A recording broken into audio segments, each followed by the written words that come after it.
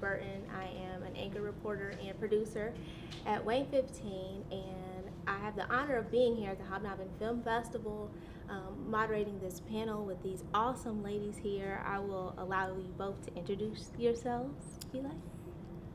Hello, my name is Mila Rogers, and I work for Early Childhood Alliance. I am the Quality Improvement Manager there, and I work in the early childhood field and absolutely love it.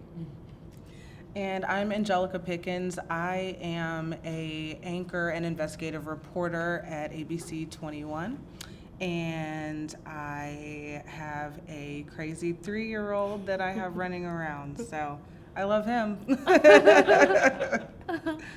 Okay, so let's jump right into it. So, I had the privilege to watch the films before I came, so I kind of had some questions ready and everything. But I wanted to start off with just hearing you all's stories and just getting to know a little bit more about your journeys.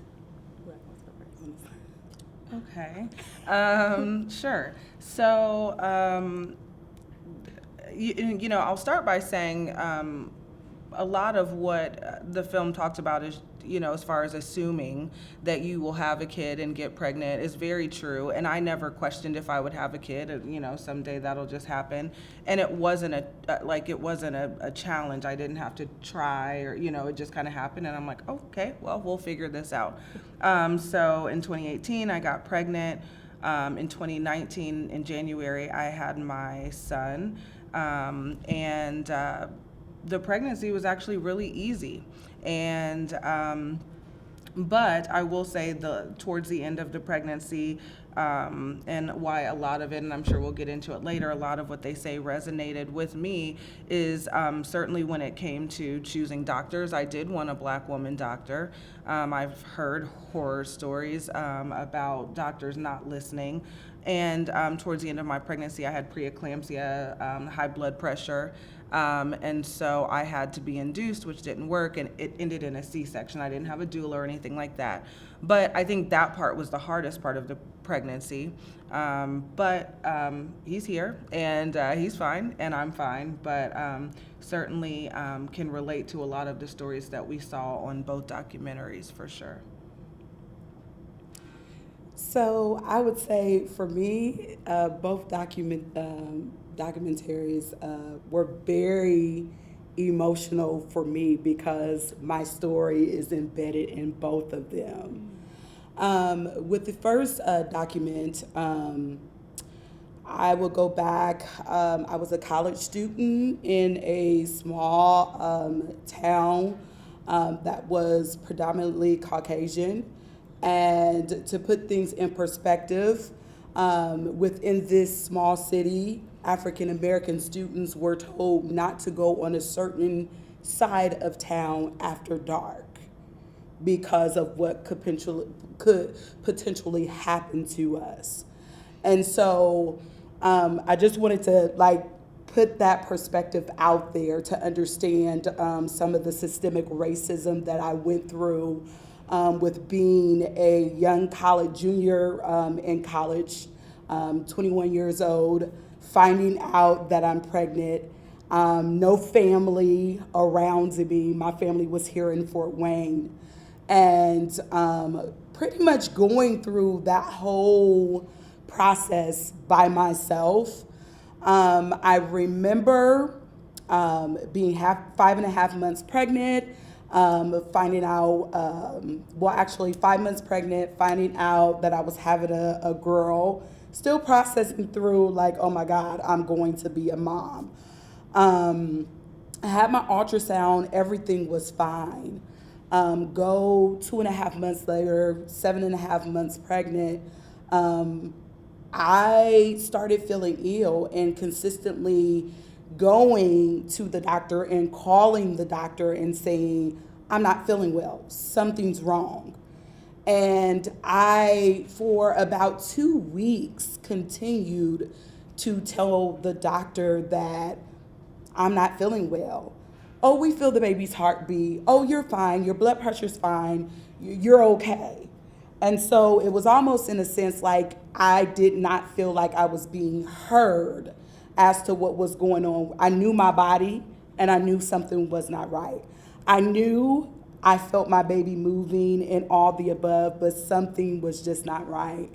And so I remember calling my mom and just saying, Mom, I need you to come get me because they're not listening to me. Came home for a week. By the end of the week, I was so sick to the point I called my mom and I said, if you don't come get me and take me to the hospital now, I feel like I'm gonna die. She came and got me, and we went to Parkview, and immediately they did an ultrasound. And within the ultrasound, they did not find the baby's heartbeat. And they asked me, like, how far along are you? And I tell them 7.5 months, and they're like, there's no way. Your baby stopped growing at 5.5 months. Mind you, I'm still going to the doctor, getting measured, all the above, everything is fine. And I'm hearing and trying to take in all of this information, and I was in denial like the entire time. And so for me, that process was I had to be induced, and I literally had to go through the whole birthing process and delivering a stillborn baby. And so even with that, I did not believe that my child had died within me. I was believing God because I was a Christian, and I'm like, no, this is not happening, to me, because all I've ever known is I wanted to be a mom. Now the timing was off, but that's what I've loved kids all my life. And so I went through the process, and I delivered Sierra, that was her name. Got to spend hours with her until I was ready to release her. The biggest thing for me was being on a maternity ward and having your child, and I'll go back. They actually told me that there was no way that they heard my baby's heartbeat because my body was septic, because my daughter was rejecting my body. And so they were like, there's no way that they heard your baby's heartbeat a week ago. So I ended up being in the hospital for almost a week just because of the toxins that were in my body. In that process, got released. And all this time, I'm preparing myself to go through birth, go through pregnancy, and leave the hospital with a baby. And I left the hospital being wheeled out with a box. And so for me, it was traumatic. There was nothing given, nobody talked to me about grievance counseling, going to counseling, or anything like that. So here I am, this young lady, trying to figure out life. Like, what do I do? I've got my own apartment back in, where I'm going to school at. School is getting ready to start in 2 weeks. Like, what do I do? And we even had a graveside funeral, all the above. I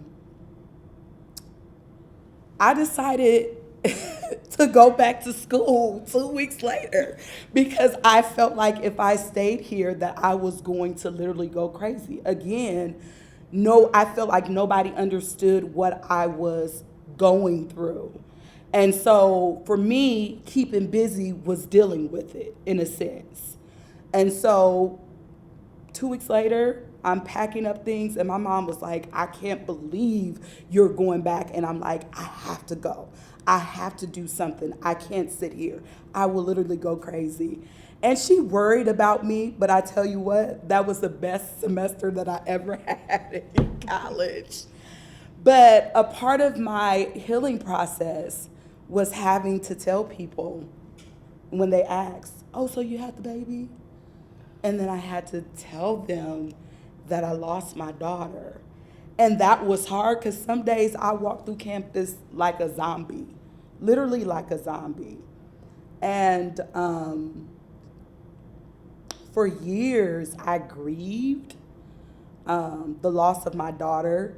Um, then being choosing the field of being in early childhood. So I'm going into my job and I'm having to hear babies and I'm working with babies and all the above. It has been a journey. For years, I would grieve from mid July until the end of August because her birth death date was August 1st. It was not until 5 years ago, I remember my aunt passed away from cancer the same day, 5 minutes away from when I lost my daughter. That day, I remember going to Show Park and praying and crying and saying, God, I cannot, I can't handle this burden of grief anymore. I need you to take this away. And that day, it was like the Holy Spirit speaking to me saying, you will never grieve your daughter's death again, but from this day on, you will celebrate her. And so this year, I actually had one of my mentees, because I mentor teen moms. She encouraged me to actually do my balloon release at my daughter's gravesite. I had never gone back to the gravesite since the day that I buried her. And so this year was the first year I actually did a balloon release at her gravesite. So, Wow. yeah. Wow. So there's so many good nuggets in it that. But one thing that stuck out to me is that you said you mentor teen moms now. Do you feel that your experience that you've been through has now helped your purpose as far as what you pour into others now? I really believe so, on a variety of different levels. So I mentor teen moms, but even looking at the documentary where it talks about doulas and midwives, I mentor with Young Lives, and the coordinator is a doula, and we have a nurse who is a mentor that is a midwife. So we are able to give other options to young teen moms, to allow them know that you can do a birth plan. There are different things that you can do as far as your birthing plan and what options are out there. So I love that. I love the fact that I'm able to empower them. I wasn't a teen mom, but I was, pregnant young. And so I'm able to tell my story, and my story empowers them to want to be great moms, if that makes sense. Like, okay, this is an opportunity for me to do my best as being a mom because my mentor didn't have the opportunity of being able to have her child. So it puts things into another perspective for them. Yeah. You both mentioned your doctor's not believing you, which is very ironic because my mom had the same experience with my younger siblings, and it's something that is more common than it should be. And I spoke with one of the producers of one of the films last night, and she was talking about the implicit bias and how it's huge everywhere in education, in the medical field, and things of that nature. So, Angelica, I'll direct this to you. Where do you think we are now as far as being taken seriously when we say we're experiencing pain, and why do you think that we're not taken serious? It's a loaded question, right? Yes. But I think, so for me, my OBGYN was a black doctor, and I was intentional about that. My pediatrician is a black doctor, and I was intentional about that. And I think that, but when I did go into the hospital, She wasn't, I went in on a weekend, so there were other doctors that were there that were not her. And she gave me specific instructions when she saw that my blood pressure was rising over the last couple of weeks. And she said, if it goes over whatever, then go into the hospital. When I called the nurses, the nurses that were on call that Saturday, it was a snowstorm, a lot, and she, I said, well, my doctor said if it's over whatever, I need to come in. It was 180 something over 90 something. And she said, I need to come in. And so the nurse said, oh, well, it's snowing outside. I said, no, my doctor said that I need to go in. When I got to the hospital, they acted like it was crisis mode, right? Like, they're like, no, you're in here. They're patting up the side of the bed. They thought I was going to have a seizure. How do you feel? Can you see okay? I'm like, yeah, I'm fine. I didn't feel bad. But my blood pressure was high. So that to say, the doctors and nurses that were handling me at that point were not my doctor, and they weren't as serious about what I was going through as my doctor was and how she instructed me to handle it moving forward. What I will say is that I think that the more that people talk about this, the more that doctors are going to pay attention. I think even recently we talked about, there was a story about maternal death rates during childbirth and soon after. And so I think it's getting more attention. And I'm not saying that, going to someone who's not a Black doctor would have meant that, it was over for me. But there's a certain comfort level in someone that is well versed in the challenges that we face and the fears that we have. And like they mentioned in the film, a lot of, culturally, there's a distrust when it comes to, doctors and going to the doctor and are they going to treat me okay? And, you don't want to be this science project or whatever. And, are they really listening to my concerns?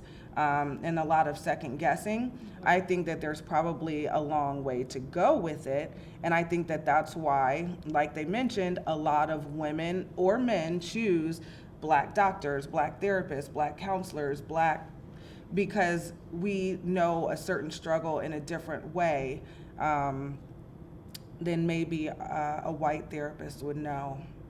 I don't know if that answers your question. I was rambling, but yes, it did. It did. Mila, I would direct the same thing to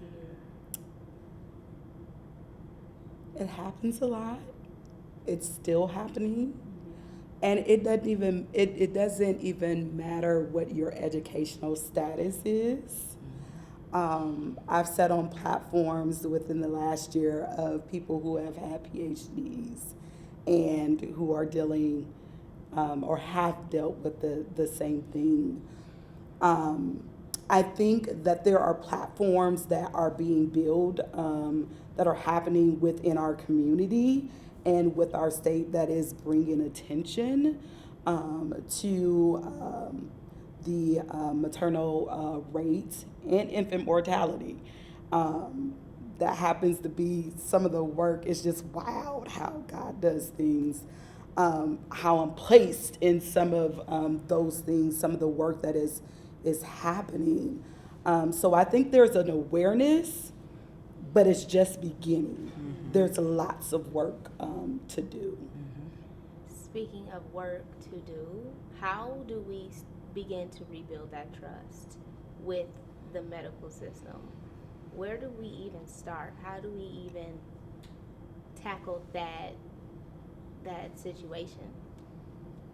And I'm asking for myself because I don't know. I would say platforms like this, opportunities like this. Naturally, and I'll just put this out here, a couple years ago, the early childhood field shifted and changed, and I was blessed to be able to stay with my organization, and I didn't know exactly what my job was going to be. Ended up getting a grant, and the grant happened to be infant mortality. I was told that this was going to be my job, and I literally bucked against it but I never said why. And I remember one day sitting in my supervisor's office having our one-on-one, and she's like, "Why are you resisting this process?" And I had to open up and tell my story. And I had to say, so this happened to me, you know, and I wasn't asked to do this. I was told to do this. And so, again, dealing with grief, it was a process that I had to go through. Now, as I look a couple years down, I mean, now where we are now, I've been able to participate in the PIC network, which is prenatal infant. I can't even think of the last thing, but it is a platform where organizations come together and discuss the issues when it comes to childcare, when it comes to maternal health, and all the above. So it's a platform where over 100 people gather every quarter to have conversations about things that are going on in our community or what things need to happen in our community. So again, that's an open door for me to be able to have conversations, tell the stories, advocate for women like me, Black and brown women. When it comes to infant mortality, doing projects within those target zip codes. The '06 zip code at one time had the second highest infant mortality rate in Indiana. Now we're at 4, but it's our Black and our brown babies that are dying from these things. And then another thing is, how does the churches get involved, in some of these things? Silence is like, there are so many platforms, but we need people to advocate in different sectors, city, state, county, whatever it is. But it's going to take people like our experiences, not being scared to be able to share our stories, because the more stories that are heard, the more our voices can be heard. You know what I'm saying? Yes. The more work can be done. The more money can be put into projects to support these things. The more that doctors will be held accountable when they are showing biases or systemic racism. And a part of it, I think, again, is us knowing that if we're not being treated right, that there are processes that we can take to report doctors, all the above. And so we have to know that information and be confident in moving forward in things even when we feel uncomfortable.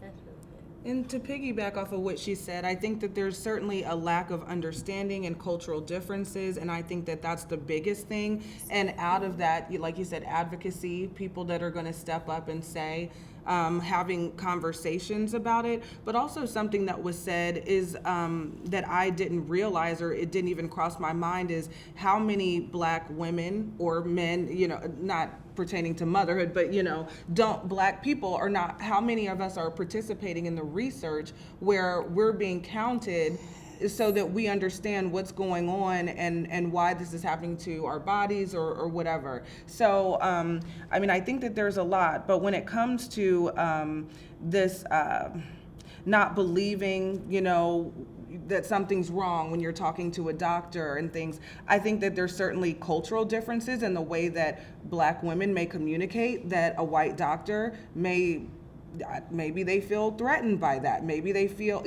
there's certain things that are just different. And I think that there's a lot of training that could go into that. And there's certainly the research component, to me, is a huge one that stood out to me as I watched, those documentaries. Yes, me as well. I had that written down, that the statistics and how they're not pulling numbers from us to be able to treat us. So we're being treated with different numbers that don't match us. So that was like crazy to me as well. And where do we even begin? So it's like, who is responsible for collecting the data? And why is this population demographic being left out?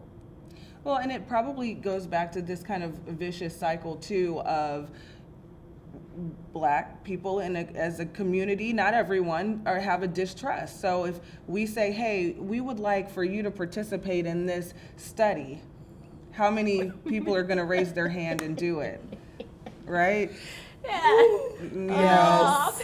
So, I mean, I'm not sure that I Right. have the answer, but that's where the challenge becomes, if someone says, we're trying to study, miscarriages in Black women, am I going to raise my hand and say, okay, so what do you want me to do? Right. That's good. It's a great point because I'm probably going to be skeptical and it would take some convincing and trust built for me to even consider that, which, yeah, I didn't even think of it that way. And it's historically rooted, right? Exactly. Yes. Exactly. So let's talk about the first film I think you guys watched. They dealt with midwives, and you were telling me how you deal with midwives and doulas and things of that nature.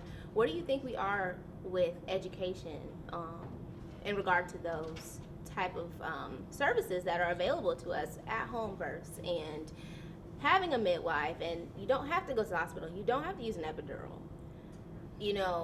Where do you guys think we are with knowing all our options?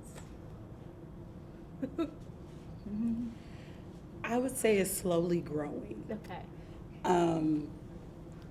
It's interesting. I used to want to be a nurse or a Okay. teacher. And so actually, I've been interested lately in searching out becoming a doula. Okay. But the interesting thing is not just for the coaching birthing part of it, but for women who end up in a position where they end up losing their child, because that is a part of the training that goes forth when you want to become a doula. It's crazy how the hard stuff is the stuff that I'm supposed to be doing. So I have been just doing some research, looking into it, listening to conversations from people that I know. And there are a couple African American women here in Fort Wayne who have become doulas or in the process of becoming midwives. And so I've been hearing it more in the last, I would say, 3 years, more than I have ever before. I knew that there was a thing because my grandmother, my family is from the South and from Alabama. And so my mother and her siblings were all birthed. I mean, they had midwives. My grandmother and all 12 of her siblings were born with a midwife. So I remember the stories about that. But just now in the last 3 years, I'm hearing more of that coming back to the forefront. Which is exciting because it was something that I really didn't know much about. And I'm starting to hear more about it too. So, yeah, I agree. I would agree with that. And I think a lot of friends that I have also, in addition to, looking at, midwives or water births or just more natural ways to have a baby without doing the epidural, are also the doula is a big piece. And I was talking to someone, it was probably about a week ago, that talked about how, her birth was so easy. Now, it could have been her body, it could have been, there's a lot of factors, but that she had a doula and they taught her how to breathe and to feel her body and understand her body and all these things. And she's like, I had the baby and then I went home and I was cooking dinner and I was like, what? And so, but doulas, I certainly think, are becoming a big part of women and Black women's birth experience. And I see more Black women being interested in becoming doulas and helping to coach women through their births and be the advocate for them throughout their pregnancy, not even just birth. I mean, that's throughout the pregnancy. Yeah. Do you guys have any questions? Yeah.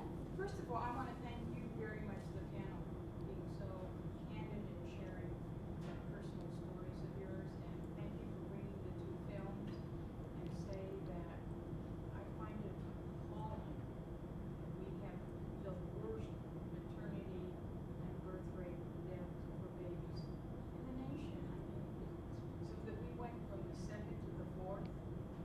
Come on, we can do better than that.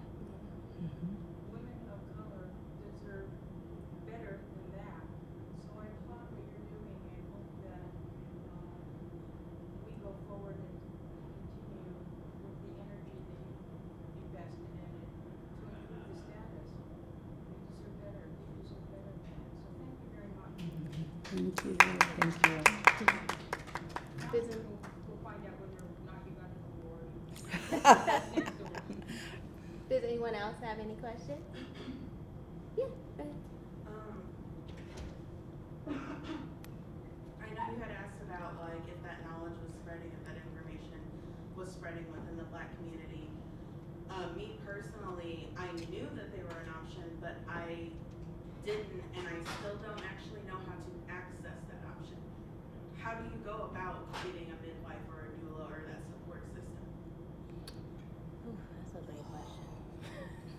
I believe there's an organization called Journey. I wish I would have brought that information then.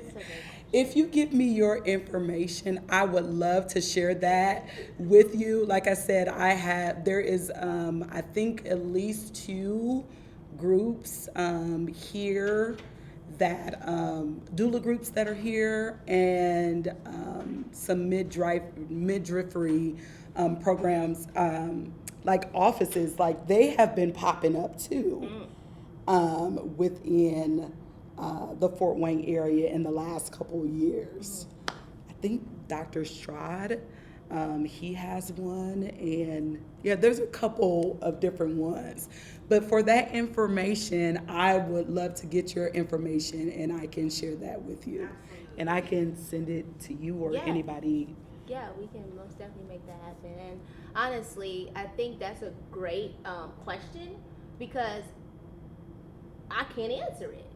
You know what I mean? I don't know either. And it's not something that's just out there like a hospital or different doctors to go to. We know there's Park, we know there's Luther, we know there's Duke. Yeah.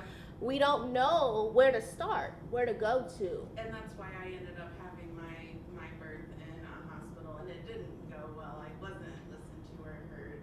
I was basically told that I wasn't in labor until he finally believed me 5 hours later, and I was halfway there. Like, Wow. after he finally believed me, my son came 3 hours later. Like, Wow. so I absolutely am still interested in, finding that information and Yeah. lifting it as a support option. It's important to me. Wow. Well, yeah, we'll definitely find it for you because I think that's important to know. Period. Where your options are, and I don't understand why it's not. Well, I can't speak and say it's not because I don't know. I'm not a mother, but I don't think it's something that they tell you when you go for your first checkup. Hey, these are the options available to you. These are the doulas. These are the midwives. This is a list of these type of people. I don't know for sure, but I've never heard that as a thing, and I don't know why it's not a thing. It would be nice if it was. I think that would absolutely be helpful. That was not my experience either, but that would be so helpful if they were just willing to throw that out there because I needed some support. Yeah. Okay. We'll figure that out for you. I appreciate it. Is there any other? I just wanted to say your stories are amazing, and I think it They speaks are. to just how strong women you guys are that you can say, you can share your stories without wavering too. While you're, that's just amazing. And I guess I'm just wondering what can white women do to advocate for you without, aside from just listening to you, what can we do to advocate for you about this situation? I would say also doing the research, knowing what is happening, knowing and hearing the stories of what women of color have gone through so that when you're sitting at a table, I may not be at a table. We may not be at the same tables, but you don't have to be a woman of color to advocate for this. And a lot of times, I'm the only woman of color sitting at a lot of these tables. And so when the opportunity comes for me to be able to have conversations or to raise questions, I'm not afraid, because it's not just for me, it's for my other sisters that, are behind me, or that are, for my nieces and my great nieces, my friends. And so when I'm sitting at tables, I'm having those conversations to support and affect what their process or their journey will be like. And so the biggest thing is, I would encourage everybody to research, get the information, and when the opportunity comes, don't be afraid to speak up. Is there anyone else? Okay. Thank you guys so much for coming and sharing your stories.